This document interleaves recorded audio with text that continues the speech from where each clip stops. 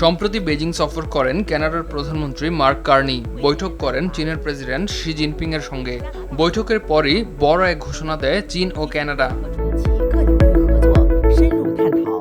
কানাডার ক্যানোলা তেলের উপর চীনের আরোপিত 85% শুল্ক কমিয়ে 15% করা হয়, যা কার্যকর হবে 1 মার্চ থেকে।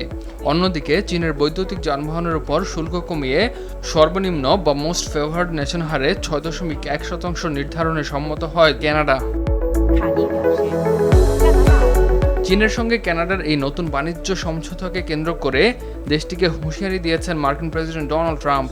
চুক্তি বাস্তবায়ন হলে কানাডার সব পণ্যের উপর 100% শুল্ক আরোপ করা হবে বলে জানিয়েছেন মার্কিন প্রেসিডেন্ট।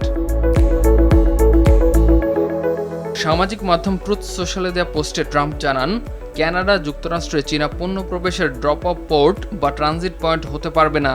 এ সময় কানাডার প্রধানমন্ত্রী মার্ক কার্নিকে গভর্নর বলেও উল্লেখ করেন মার্কিন প্রেসিডেন্ট। কানাডা যদি চীনের সঙ্গে কোনো চুক্তি করে তাহলে সঙ্গে সঙ্গে কানাডার উপর 100% শুল্ক আরোপ করা হবে।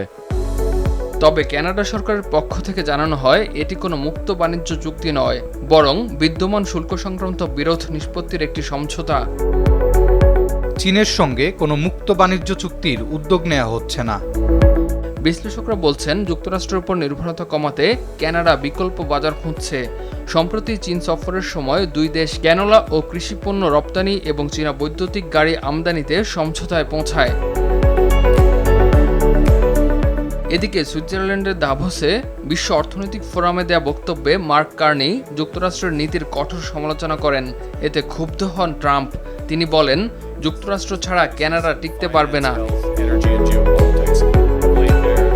বিশেষজ্ঞদের সংখ্যা এ বাণিজ্য উত্তেজনা দুই দেশের সম্পর্ককে আরও জটিল করে তুলতে পারে। একই সঙ্গে উত্তর আমেরিকার বাজারেও বড় ধরনের অস্থিরতা তৈরি হওয়ার শঙ্কা দেখা দিয়েছে। কানাডা যুক্তরাষ্ট্র সম্পর্কের এই উত্তেজনা এখন কোথায় গিয়ে দাঁড়ায়, সেদিকেই নজর আন্তর্জাতিক মহলের। ইমতিয়াজ আহমেদ, RTV।